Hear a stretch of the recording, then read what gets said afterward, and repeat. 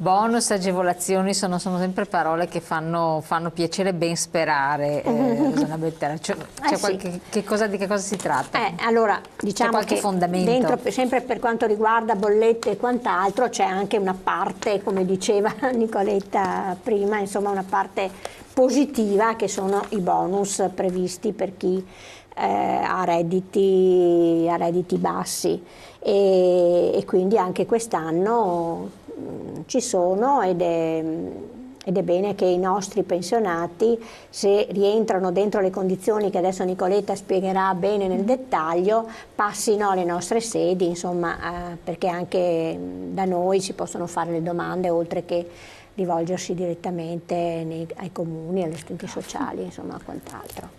E allora, vediamo un po' di che cosa si tratta. Dunque, chi è che ha diritto a questi bonus? Allora, i bonus hanno diritto tutte le persone che hanno un ISEE che non supera gli 8.107,5 euro per le famiglie composte al massimo da 2 componenti, fino ad arrivare a non superare per più di 4 componenti in famiglia i 20.000 euro. Di persone indigenti, cosiddette. Sì, che hanno un disagio economico che appunto va valutato secondo questi parametri ISEE. L'ISEE viene fatto al CAF e poi appunto o all'ufficio dello SPI o al CAF direttamente o al comune, o anche attraverso i siti internet appositi si possono scaricare tutti i moduli per fare la richiesta del bonus, che poi verrà vagliato dallo SGATE, che è l'ente che appunto si occupa di erogare o meno questo bonus. E si deve rinnovare ogni anno, perché il bonus ha validità 12 mesi, viene erogato in bolletta non tutto insieme ma spalmato nell'anno, e per quanto riguarda la luce si ha un bonus che appunto rispetto ai componenti varia dai 125 ai 184 euro all'anno, mentre per il gas il calcolo del bonus è un po' più complesso, perché varia da territorio a territorio, varia per i componenti familiari, e anche se io ho solamente l'acqua e l'uso cottura per il gas, oppure ho anche riscaldamento, quindi qua c'è questa distinzione da fare, che può essere fatta o attraverso il sito dell'autorità per capire bene l'importo che mi spetta del bonus gas, oppure anche rivolgersi insomma agli sportelli, Federconsumatori, SPI, e aiutiamo chi ne ha bisogno. C'è poi una cosa interessante, perché da luglio è possibile fare richiesta per il bonus idrico 2018. Sì, effettivamente questo fino a quest'anno non era possibile richiederlo, non c'era proprio. Invece da luglio si può fare la domanda per il bonus idrico, che poi ovviamente avrà validità non solo da luglio ma comunque per tutto il 2018, e in questo caso non verrà fatto un bonus in euro, corrisposto in euro, ma verranno abbonati 50 litri al giorno di acqua, che è il consumo minimo per ogni persona. Ecco, questo però è importante sapere, perché gli sconti sono poco conosciuti, no? Sì, infatti noi paghiamo, come dicevamo prima, nei famosi oneri di sistema, anche una quota per il bonus luce e gas in bolletta, ma poi ne usufruiscono solo un terzo degli aventi diritto. Quindi vuol dire chi ha diritto, e per saperlo, magari se non ha ben chiare le cose, va presso le sedi dello SPCGL o di Federconsumatori e si fa vedere se ha diritto oppure no a questo bonus. Può essere interessante. Certo. Poi anche in questo caso noi stiamo spingendo perché vengano semplificate anche le modalità per fare domanda del bonus e riceverlo, perché potrebbe anche essere fatto un automatismo dall'INPS che ha i dati ISEE, e quindi si potrebbe anche erogare automaticamente. Ecco, per quanto riguarda i bonus, vanno richiesti presso la sede del comune, vero? Sì, allora generalmente quando si va al CAF e si compila il modulo ISEE, poi una volta pronto è il CAF stesso che generalmente provvede sia a dare i documenti. Buongiorno Elena, lei e i suoi ospiti. Secondo me la scelta tra un gestore e l'altro la dobbiamo identificare nella gestione e rapporto con la clientela, la prontezza di intervento, la risoluzione delle problematiche di bolletta, e non sui costi che sono quasi identici per una famiglia che ha medi consumi. Gianni da Padova.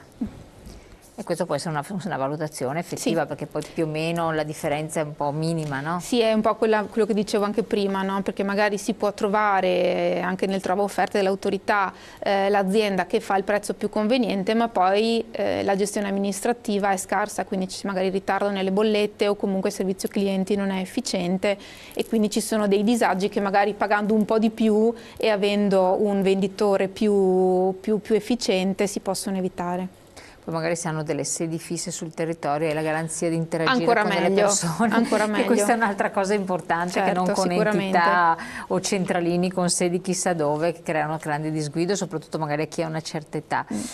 Per quanto riguarda il valore delle agevolazioni? È quello che dicevamo prima per quanto riguarda il bonus, che sono quei tra i 125 e i 184 della luce. Perché varia dai componenti della famiglia. Varia dai componenti, perché fino a 2 componenti abbiamo i 125 euro all'anno, e invece da 3 a 4 componenti abbiamo i 153 euro l'anno, fino ad arrivare ai 184 euro l'anno per chi ha più di 3 figli a carico, e quindi più di 4 componenti. E in quel caso l'ISEE è un po' più alto come minimo, perché arriva a 20.000. Invece per il gas?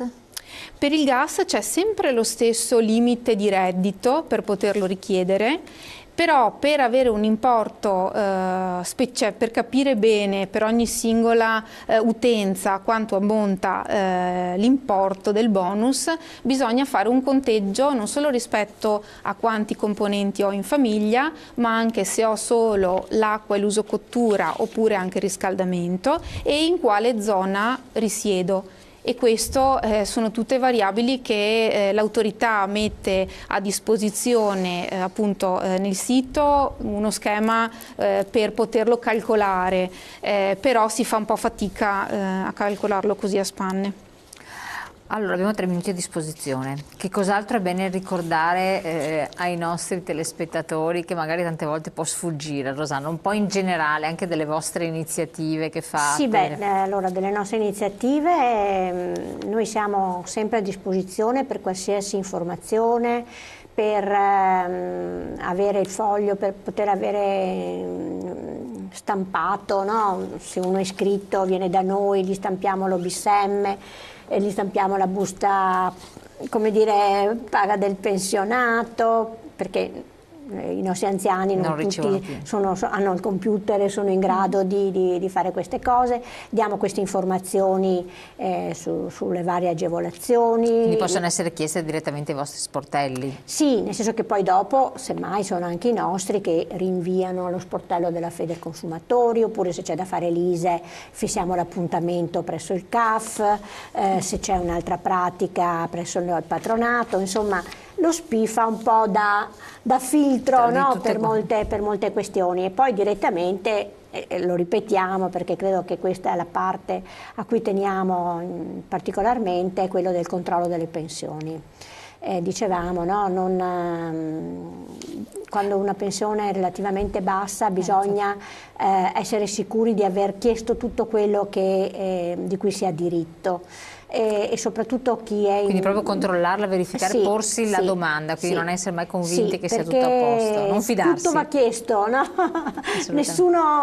nessuno ti regala niente, diciamo, no? neanche lo Stato. E a volte ci si dimentica di chiedere dei diritti a cui si hanno, certo, a cui spetterebbero.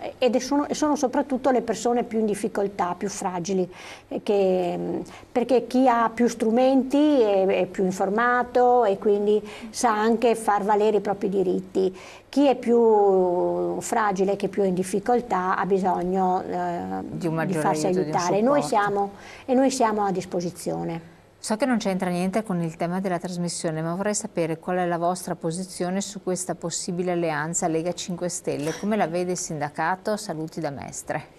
No, niente, noi rispetto alla politica, diciamo, noi abbiamo le nostre piattaforme, le nostre richieste che facciamo e che presentiamo a qualsiasi governo si formi, L'abbiamo ormai una piattaforma in piedi da 2 anni, che è quella proprio sulle pensioni, sulla rivalutazione delle pensioni.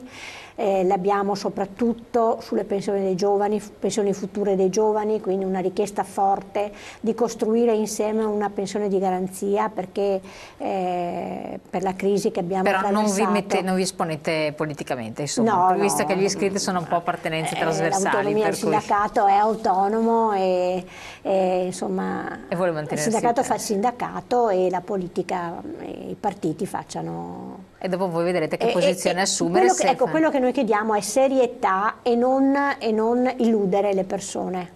Perfetto. Detto questo, io ringrazio tanto Federconsumatori quanto Rosanna Bettella dello SPCGL del Veneto di averci supportato. Come sempre voi potete scriverci, mandare messaggi, preferibilmente contattate le sedi presenti su tutto il territorio dello SPCGL o di Federconsumatori. Comunque avete visto, SPCGL fa da filtro e poi i casi che invece sono più di competenza dell'Associazione dei Consumatori li manda direttamente. Non temete, i problemi vengono risolti, basta affidarsi alle persone che hanno competenza. Buon proseguimento e naturalmente a prestissimo.